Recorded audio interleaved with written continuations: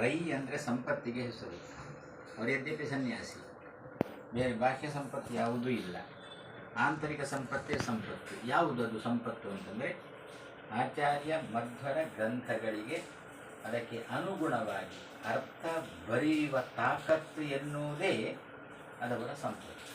ಆ ದೃಷ್ಟಿಯಲ್ಲಿ ಅವರಿಗೆ ಏನು ಹೆಸರು ಬಂತು ಅಂತಂದರೆ ಟೀಕಾರಾಯ, ಟೀಕಾವೆಂಬ ರೈ ಉಳ್ಳವರು ಟೀಕಾರಾಯ ಟೀಕಾರಾಯ ಅಂಥೇಳಿ. ಹೀಗೆ ಆಚಾರ್ಯರ ಗ್ರಂಥದ ಅಭಿಪ್ರಾಯವನ್ನು, ಆಚಾರ್ಯರ ಗ್ರಂಥ ಆದರೂ ಏನು, ಅದೇ ಈಗ ಆನಂದ ತೀರ್ಥಾಚಾರ್ಯ ಹೇಳಿದಂತೆ ಅನುವ್ಯಾಖ್ಯಾನ ಅಂತ. ಯದ್ಯಪಿ ಎಲ್ಲ ಆಚಾರ್ಯರ ಎಲ್ಲ ಗ್ರಂಥಗಳು ಕೂಡ ಅನುವ್ಯಾಖ್ಯಾನಗಳೇ. ಆಚಾರ್ಯರ ವೇದವ್ಯಾಸ ದೇವರ ಮಾತಿಗೆ ಅನುಗುಣವಾಗಿ ಇರತಕ್ಕಂಥ ವ್ಯಾಖ್ಯಾನ ಅನುವ್ಯಾಖ್ಯಾನ. ಇದನ್ನು ಮಧ್ವರು ತನ್ನ ಪೂರ್ವಾಶ್ರಮದಲ್ಲೇ ತೋರಿಸಿಕೊಟ್ಟಿದ್ದಾರೆ. ನಾನು ವ್ಯಾಸರ ಮಾತು ಹೇಗೆ ಹೋಗುತ್ತೆ ಅದಕ್ಕೆ ಅನುಗುಣವಾಗಿಯೇ ಹೋಗುವ ಎನ್ನುವುದನ್ನು ವಾಸುದೇವನಾಗಿರುವಾಗ ಈ ಗೋವಿನ ಬಾಲ ಹಿಡ್ಕೊಂಡು ಅದರ ಗೋವು ಹೋದಂತೆ ತಾನು ಹೋದದ್ದು ವಿನಃ ತಾನು ಹೋಗುವ ದಾರಿಗೆ ಗೋವನ್ನು ಜಗ್ಗಿದ್ದಲ್ಲ.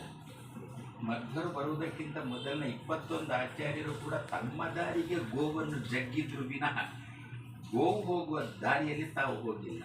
22ನೇ ಆಚಾರ್ಯರು ಬಂದಂದರು, ನಾನು ಪೂರ್ವಾಚಾರ್ಯರಂತೆ ಅಲ್ಲ, ನನ್ನೊಂದು ಹೊಸತು ಏನು, ಗೋವು ಹೇಗೆ ಹೋಗುತ್ತೆ ಅದಕ್ಕೆ ಅನುಗುಣವಾಗಿ ನಾವು ಹೋಗಬೇಕು. ಗೋವು ಅಂತಂದರೆ ವೇದವ್ಯಾಸ ದೇವರ ಮಾತುಗಳೇ ಗೋವುಗಳು, ಉಪನಿಷತ್ತುಗಳು ಗೋವುಗಳು. ಅದಕ್ಕೆ ಅನುಗುಣವಾಗಿ ನಾನು ಅರ್ಥ ಬರೀತೇನೆ ಎನ್ನುವುದನ್ನು 4 ಕಾಲಿನ ಗೋವಿನ ಹಿಂದೆ ಹೋಗುವ ಮೂಲಕ ಪೂರ್ವಾಶ್ರಮದಲ್ಲಿ ತೋರಿಸಿಕೊಟ್ಟು, ಉತ್ತರಾಶ್ರಮದಲ್ಲಿ 4 ಪಾದಗಳಿಂದ ಕೂಡಿದ 4 ಅಧ್ಯಾಯವೆಂಬ ಪಾದವುಳ್ಳ ಬ್ರಹ್ಮಸೂತ್ರಕ್ಕೆ ತಾನು ಅನುಸರಿಸಿ ವ್ಯಾಖ್ಯಾನ ಮಾಡಿದ್ದರಿಂದ ಇಂದಿನ ತನಕ ಆ ವ್ಯಾಖ್ಯಾನ ಉಳ್ಕೊಂಡಿತ್ತು. ಪೂರ್ವಾಚಾರ್ಯರ ವ್ಯಾಖ್ಯಾನಗಳೆಲ್ಲ ನಶಿಸಿ ಹೋಯಿತು. ತಪ್ಪು ತಪ್ಪು ತಪ್ಪು ತಪ್ಪು ಅಂತ ಪೂರ್ವಾಚಾರ್ಯರು ಉತ್ತರಾಚಾರ್ಯ, ಅವನದು ಉತ್ತರಾಚಾರ್ಯ ಹೇಳ್ತಾ ಮಧ್ವರ ಮಾತು ತಪ್ಪು ಅಂತ ಯಾರೂ ಇಷ್ಟರ ತನಕ ಹೇಳಲಿಲ್ಲ, ಹೇಳುವುದೂ ಇಲ್ಲ. ಅಂತೆ ಸಿದ್ಧಷ್ಟು ಸಿದ್ಧಾಂತ. ಆದ್ದರಿಂದ ಏನು ಅಂತಂದರೆ ನಮ್ಮ ತಲೆಯಲ್ಲಿ ಒಳ್ಳೆಯ ವಿಷಯ ಏನಾದರೂ ಬಂದದ್ದು ಉಳಿಬೇಕು ಅಂತಾದರೆ ನಾವು ಭಾರತೀಯರಾಗಿ ಭಾರತ ದೇಶದಲ್ಲಿದ್ದಂಥ ಗೋವನ್ನು ಉಳಿಸಬೇಕು. ಆವಾಗ ಮಾತ್ರ ನಮ್ಮ ಸಂಸ್ಕೃತಿ ನಾವು ಕೂಡ ಉಳಿತೇವೆ ಎನ್ನುವುದನ್ನು ಮಧ್ವರು ಗೋವಿನ ಹಿಂದೆ ಹೋಗುವ ಮೂಲಕ ತಿಳಿಸಿಕೊಟ್ಟು ತನ್ನ ಗ್ರಂಥ ಇಂದಿಗೂ ಉಳಿಯುವಂತೆ ಮಾಡಿದರೆ ಅಂತಹ ಅನುವ್ಯಾಖ್ಯಾನದ ಪಾರಾಯಣ, ಸುಧಾದ ಪಾರಾಯಣ ಉಡುಪಿ ಕೃಷ್ಣನ ಸನ್ನಿಧಾನದಲ್ಲಿರುವ ಟೀಕಾರಾಯರ ಸನ್ನಿಧಾನದಲ್ಲಿ ನಡೆಯುವುದು. ಕಲಶಾಭಿಷೇಕದಿಂದ ಪ್ರತಿಮೆಯಲ್ಲಿ ಸನ್ನಿಧಾನ ಜಾಸ್ತಿ ಆಗುವುದು ಒಂದು.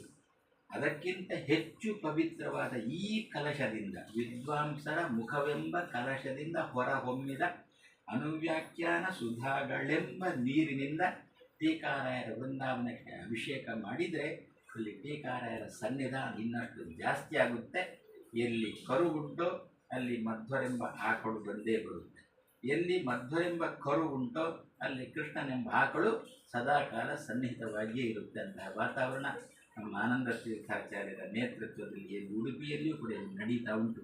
ಇದು ನಿರಂತರವಾಗಿ ನಡೀಲಿ ಅಂತ ಆಶಿಸಿ, ತ್ರಿವೇಣಿ ಸಂಗಮ, ನೀವು ಟೀಕಾರಾಯರು, ಮಧ್ವರು, ಕೃಷ್ಣ, ತ್ರಿವೇಣಿ ಸಂಗಮ. ಅದರಿಂದ ನಮಗೆ ಹೋಗಲಿಕ್ಕೆ ಸಾಧ್ಯ ಆಗದವರು, ಪ್ರಯಾಗ ಹೋಗಲಿಕ್ಕೆ ಸಾಧ್ಯ ಆಗದವರು ಉಡುಪಿಯಲ್ಲಿ ಬಂದು ಈ ತ್ರಿವೇಣಿಯಲ್ಲಿ ಸ್ನಾನ ಮಾಡಿದರೆ ಅದಕ್ಕಿಂತ ಜಾಸ್ತಿ ಪುಣ್ಯ ಲಭಿಸಲಿ ಅಂತೇಳಿ ಮಧ್ವರ ಅಂತರ್ಯಾಮಿ ತಿಮ್ಮಪ್ಪನಲ್ಲಿ ನಮ್ಮ ಪ್ರಾರಂಭ.